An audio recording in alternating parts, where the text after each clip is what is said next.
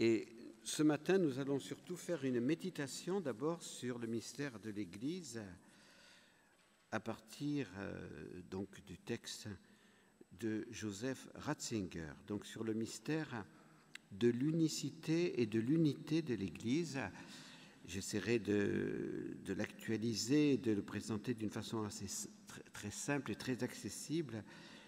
Et ce mystère est très important à bien comprendre. La première partie de Dominus Jesus, la plus longue, concerne le mystère de Jésus, le Verbe incarné. Nous en avons parlé hier. Ce mystère a été le mystère célébré pendant le grand jubilé de l'an 2000. Dominus Jesus, je le répète, avait été demandé par Jean-Paul II à Joseph Ratzinger pour surmonter la grave crise relativiste des 10 dernières années du XXe siècle. Le cardinal-préfet de la Congrégation pour la doctrine de la foi ne s'est pas contenté de rappeler avec autorité le mystère du Christ. Il a voulu aussi redire la foi catholique sur le mystère de l'Église, corps du Christ. Nous lisons au numéro 16. Le Seigneur Jésus, unique Sauveur, n'a pas simplement établi une communauté de disciples, mais il a constitué l'Église comme mystère de salut. Il est lui-même dans l'Église et l'Église est en lui. C'est pourquoi la plénitude du mystère salvifique du Christ appartient aussi à l'Église, inséparablement unie à son Seigneur. La présence et l'œuvre de salut de Jésus-Christ continuent en effet dans l'Église et à travers l'Église qui est son corps. Et comme la tête et les membres d'un corps vivant sont inséparables mais distincts, le Christ et l'Église ne peuvent être ni confondus ni séparés et forment un seul Christ total. Cette non-séparation est aussi exprimée dans le Nouveau Testament par l'analogie de l'Église comme épouse du Christ. Joseph Ratzinger a tiré cette conséquence très importante. Par conséquent, compte tenu de l'unicité et de l'universalité, donc on a bien parlé hier pour bien faire la conclusion de ce que signifiait l'unicité et l'universalité de la mission salvifique de Jésus-Christ. Donc Jésus-Christ est vraiment unique dans l'histoire de l'humanité, car il est le Verbe de Dieu qui s'est incarné. Il s'est incarné une seule fois, il n'y aura pas de réincarnation. Et sa mission est universelle, elle ne concerne pas simplement les membres juifs du peuple de Dieu, elle concerne l'humanité tout entière, toutes les nations. Donc, par conséquent, compte tenu de l'unicité et de l'universalité de la mission de Jésus-Christ, on doit croire fermement, comme vérité de foi catholique, en l'unicité de l'Église fondée par le Christ. Tout comme il existe un seul Christ, il n'a qu'un seul corps, une seule épouse, une seule et unique Église catholique et apostolique. De plus, les promesses du Seigneur de ne jamais abandonner son Église, de la guider par son esprit, impliquent, selon la foi catholique, que l'unicité et l'unité, comme tout ce qui appartient à l'intégrité de l'Église, ne feront jamais défaut.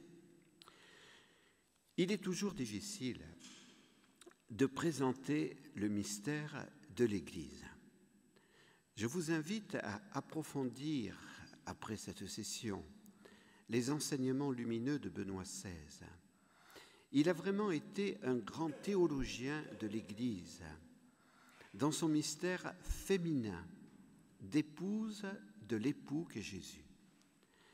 Rappelons ce que nous disions au cours de la session sur la transmission de la foi en citant Benoît XVI. Le tu divin rencontre notre je humain dans le nous de l'Église. Jésus et l'Église, c'est tout un. Saul le pharisien a compris ce mystère sur le chemin de Damas. Il était parti en cette ville pour persécuter les chrétiens, car il voulait empêcher le développement de cette secte chrétienne. Il est renversé par Jésus ressuscité sur ce chemin de Damas.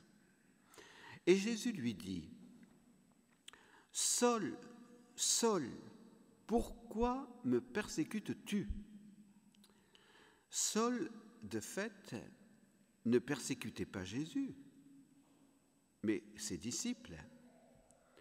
Sa rencontre avec Jésus ressuscité va le convertir.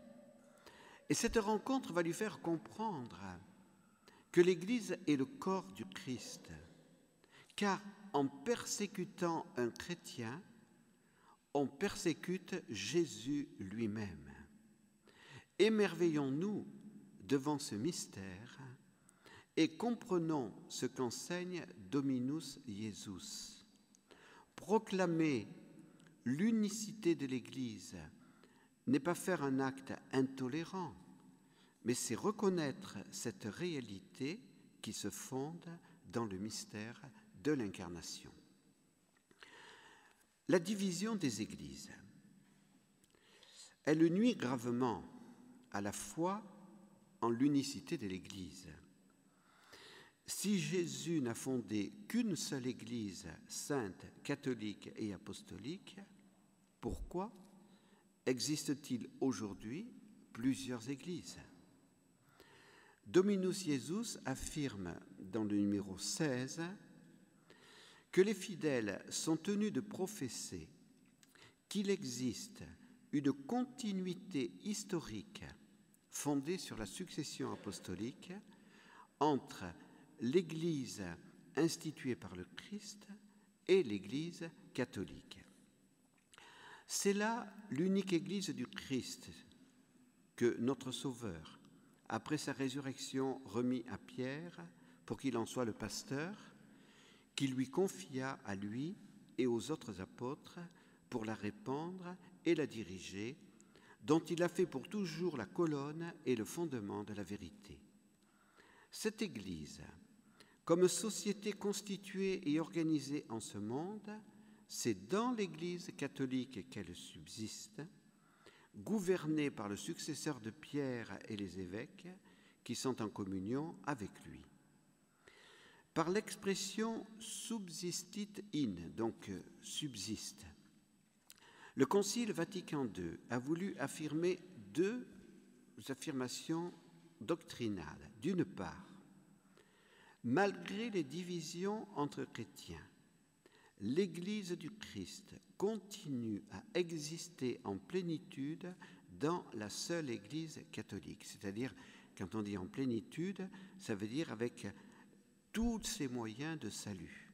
Les sacrements, la doctrine, la morale et la constitution hiérarchique. D'autre part, des éléments nombreux de sanctification et de vérité sont trouvés hors de ces structures, c'est-à-dire dans les églises et communautés ecclésiales qui ne sont pas encore en pleine communion avec l'Église catholique. Mais il faut affirmer de ces dernières, donc ces églises orthodoxes, communautés ecclésiales protestantes, que leur force dérive de la plénitude de grâce et de vérité qui a été confiée à l'Église catholique. Cette affirmation de Dominus Iesus n'a pas été comprise par tous les baptisés et elle a suscité des réactions négatives. Pourtant, cet enseignement ne fait que reprendre Vatican II et la grande tradition de l'Église. Le numéro 17 est très nuancé. Il existe bien une unique Église du Christ, car Jésus n'en a fondé qu'une, qui subsiste dans l'Église catholique, gouverné par le successeur de Pierre et les évêques en communion avec lui. Mais les églises qui, quoique sans communion parfaite avec l'Église catholique, lui restent cependant unies par des liens étroits, comme la succession apostolique et avec l'Eucharistie particulièrement, eh bien, ces églises sont de véritables églises particulières.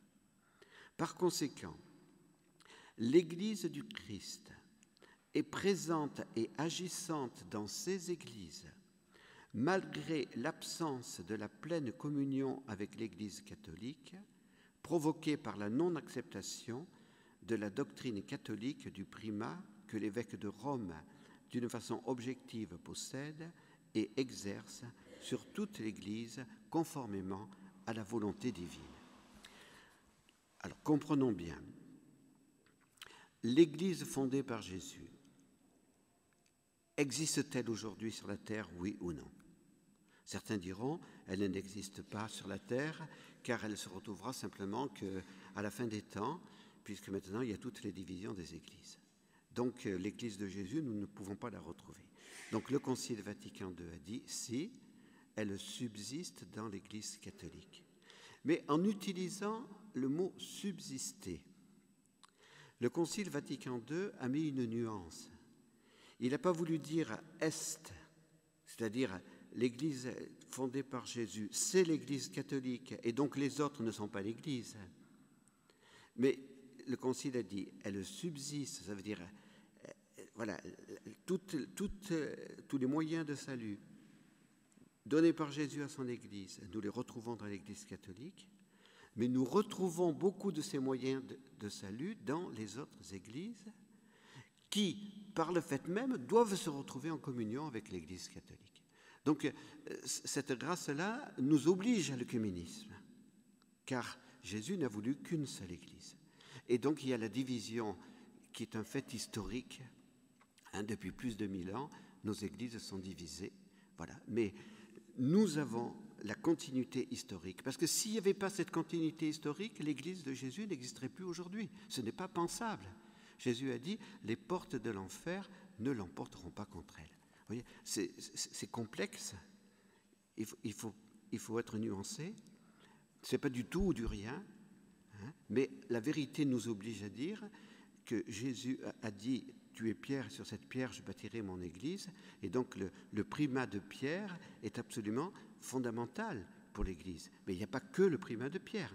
L'Église de Jésus, l'Église du Saint-Esprit, l'Église de tous les sacrements, c'est évident. Donc vous voyez, ayons un regard, je dirais le regard du Concile Vatican II, pour comprendre ce que le Concile Vatican II a voulu. Ce n'est pas tout ou rien, c'est la subsistance et c'est en même temps tous les éléments qui se retrouvent dans les autres églises. Pour les églises, pour les communautés ecclésiales protestantes, il est dit dans le texte, les communautés ecclésiales qui n'ont pas conservé l'épiscopat valide et la substance authentique et intégrale du mystère eucharistique ne sont pas des églises au sens propre. Toutefois, les baptisés de ces communautés sont incorporés au Christ par le baptême et se trouvent donc dans une certaine communion, bien qu'imparfaite, avec l'Église. Alors vous comprenez bien que lorsque Joseph Ratzinger écrit ça en l'an 2000, ça va susciter une levée de bouclier. Et si Dominus Iesus a été refusé par une grande partie des théologiens, c'est à cause de cela. Or, Joseph Ratzinger ne fait que dire la vérité.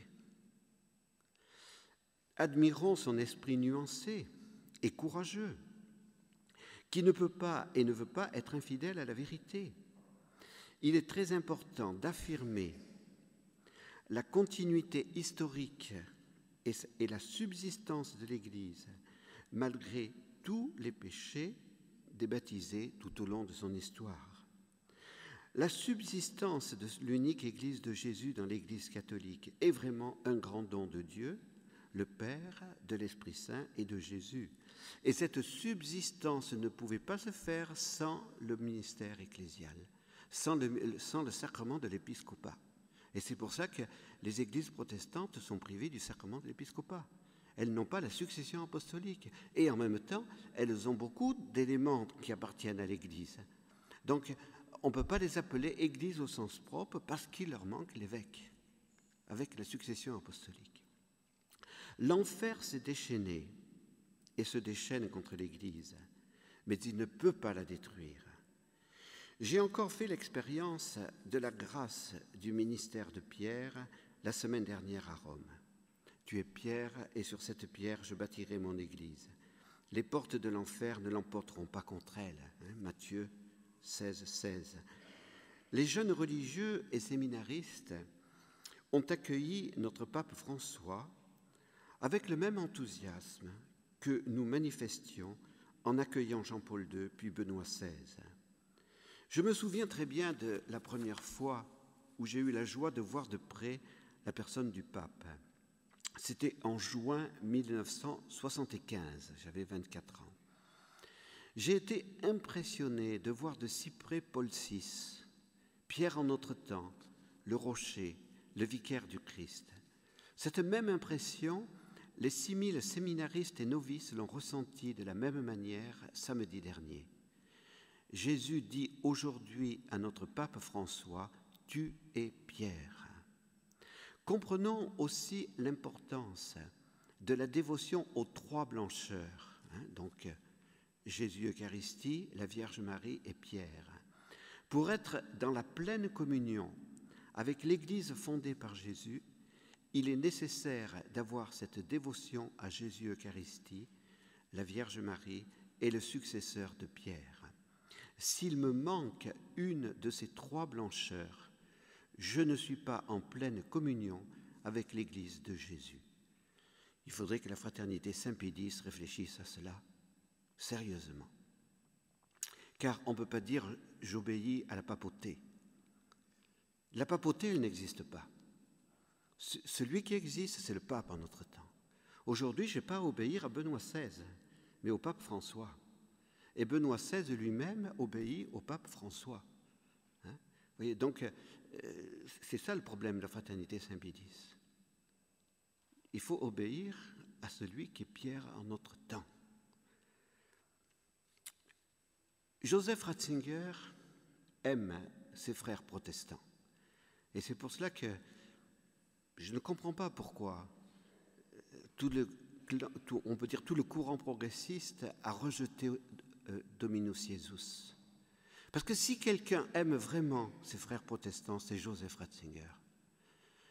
J'ai la correspondance entre Oscar Kuhlmann et M. Gérard Soulages, puisque avant de mourir, il m'a transmis sa correspondance. Oscar Kuhlmann était un théologien luthérien. Et Oscar Kuhlmann avait été invité à Vatican II par Paul VI. Il était observateur. Et Oscar Kuhlmann, eh bien, l'a écrit à M. Soulages, c'est écrit, un jour je mettrai tout ça en ordre. Et il a dit, il y a une seule personne qui m'a vraiment compris, c'est Joseph Ratzinger. Voilà, témoignage d'un théologien luthérien. Donc, Joseph Ratzinger aime ses frères protestants. Il l'a prouvé en tant que pape lors de son voyage apostolique en Allemagne, dans la patrie de Luther. Rappelons-nous ce voyage magnifique. Il est allé dans la patrie de Luther et il a rencontré les luthériens. Mais il a toujours été fidèle à sa devise de coopérateur de la vérité. Le ministère ecclésial, donc le sacrement de l'ordre dans le catéchisme de l'Église catholique est appelé le ministère ecclésial, est absolument nécessaire à l'Église universelle et donc absolument nécessaire à toutes les églises particulières. L'Église ne peut pas changer ce que Jésus a voulu et institué. Les communautés protestantes sont privées du sacrement de l'ordre. C'est un fait, c'est la vérité, il faut la dire. On ne peut pas faire l'œcuménisme autrement. Il ne faut pas faire l'œcuménisme au rabais. Cette privation est une grave déficience. Les fondations des églises de l'Église sont les 12 apôtres, dont Pierre est le chef du collège et le serviteur de l'unité. les apôtres, et c'est un fait historique, ont fondé les églises particulières. Donc, qu'est-ce que l'Église universelle? C'est l'Église de Jérusalem, le jour de Pentecôte. C'est cette Église dont Jésus a donné la structure. Donc, l'Église de Jésus, bien évidemment, qui vit de Jésus ressuscité, qui vit de l'Eucharistie. L'Église à la tête de laquelle aussi il y a, dans l'ombre, la mère, la Vierge Marie. Et puis l'Église avec les apôtres, avec Pierre et avec les 12 apôtres. Donc ça, c'est l'Église universelle. Et cette Église universelle va fonder des églises particulières.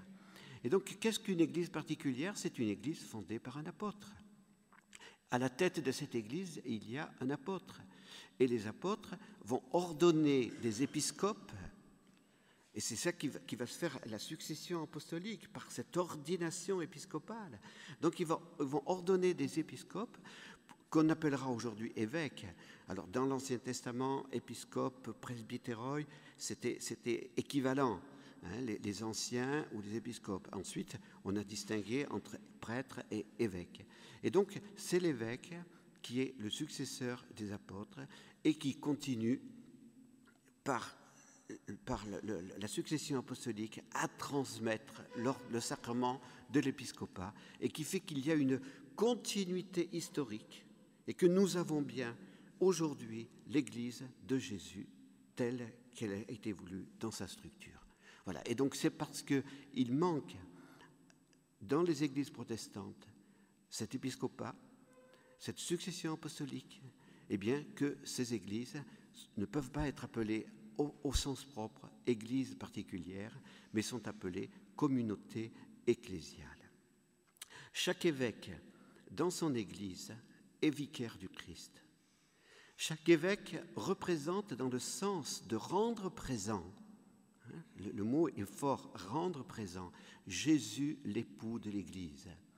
C'est donc à cause de la foi de l'Église concernant ce sacrement de l'épiscopat, voilà, que Dominus Iesus affirme à la suite de Vatican II, il n'existe pas d'église particulière à proprement parler sans un évêque à sa tête. Et si vous participez à une ordination d'évêque, eh bien, il y a un rite particulièrement important, l'anneau qu'on donne à l'évêque. L'évêque n'a pas une chevalière.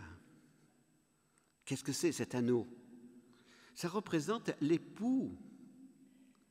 L'évêque représente le Christ époux par rapport à l'église particulière, son épouse. Voilà le mystère de l'église particulière.